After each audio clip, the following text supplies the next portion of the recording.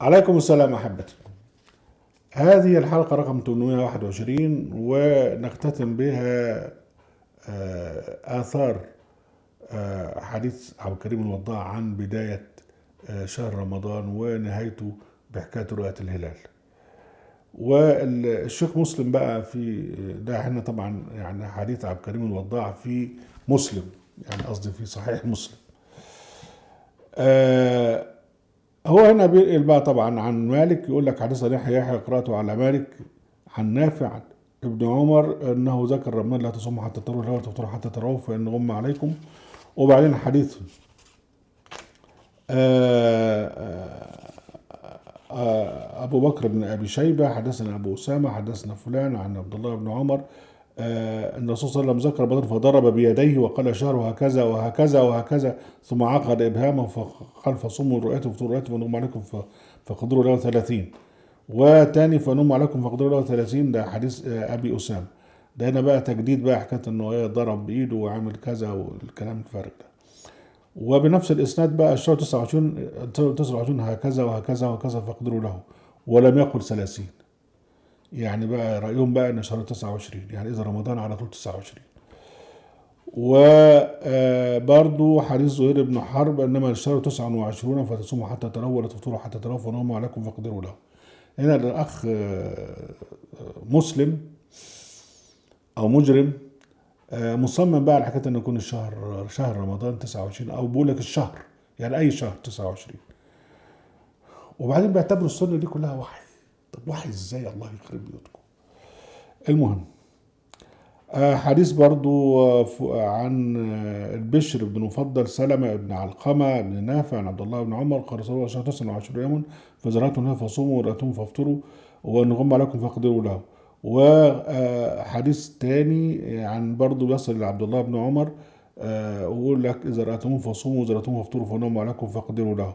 وحديث آخر الشهر 29 ليلة ولا تصوموا حتى تروه. وحديث آخر أنه سمع ابن عمر رضي الله عنه وصحبه أنه بيقول الشهر وهكذا وهكذا. وحديث برضو ابن عمر سمعت رسول الله الشهر 29 يوم.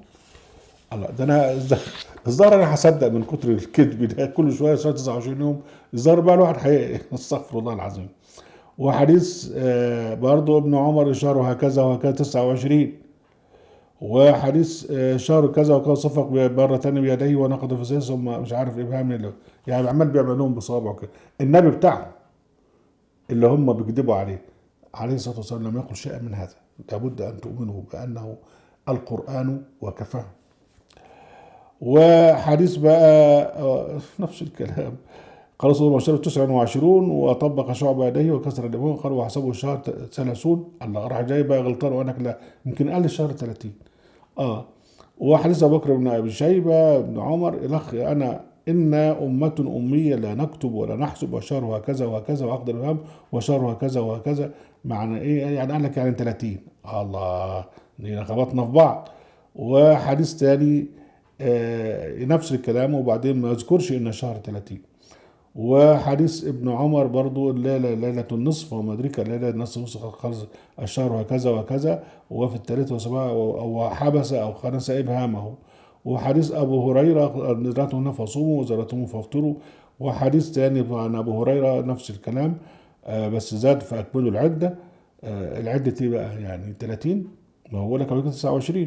وأبو هريرة صوموا كذا فإن غمي عليكم فعدوا 30.